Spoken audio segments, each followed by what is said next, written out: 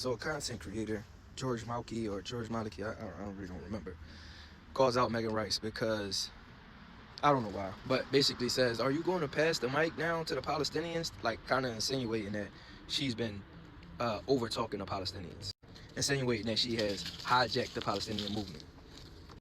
My issue with this is that as a black person in America, we always speak out against injustice, no matter who the people are. This is not something new. Now, because people identify as being Palestinian, do they feel like this is their movement? It's not your movement. This is the people's movement. The movement has always been the people's.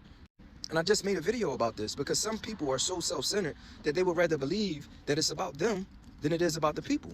And I use Fred Hampton Jr. as an example. Fred Hampton said, you can kill a revolutionary, but you can't kill a revolution.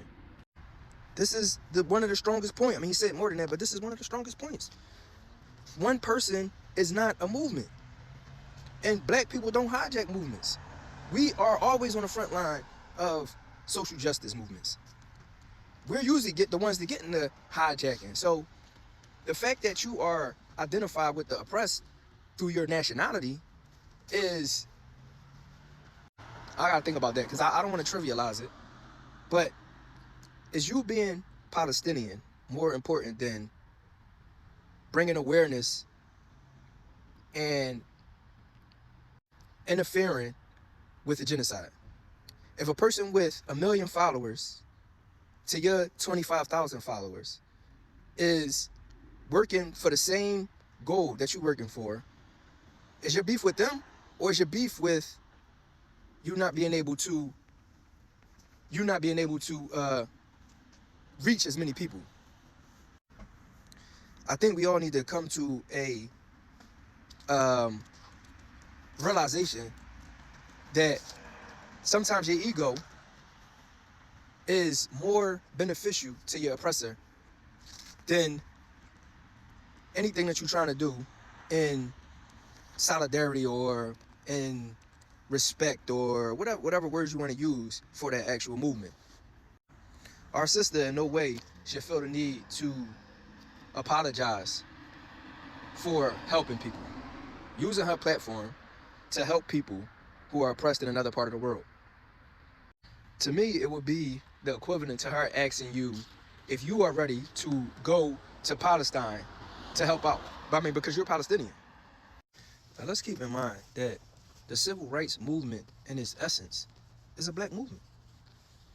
Civil rights in America is what sparked civil rights in the world. Now, there was oppression all over, but even if you look at the term civil rights, this is what unites all of these oppressions across the world, because it becomes the tool to fight globally and not just it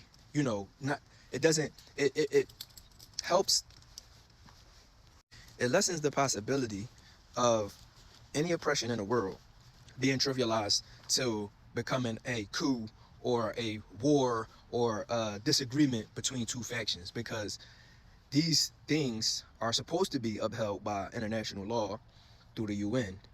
And what we done in America has translated throughout the world and has allowed for you to be in America in the first place. So let's not make false enemies based off of that, because if we start making it so that you're only allowed, or if we start putting these false responsibilities into the movement, it divides us and it doesn't unite us.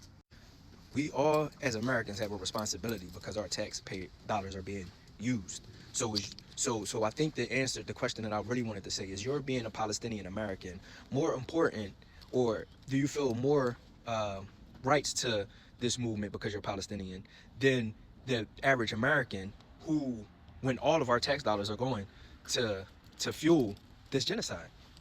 So I think if you think about it like that, then you would want everybody to take a stance the way Megan took a stance. And you wouldn't think that you being Palestinian is more important than being American and fighting against the atrocities that we are committing as a group.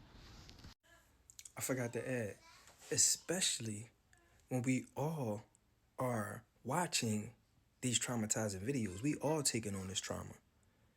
which is probably more important than anything, because if we were to keep scrolling, that would be a whole nother issue.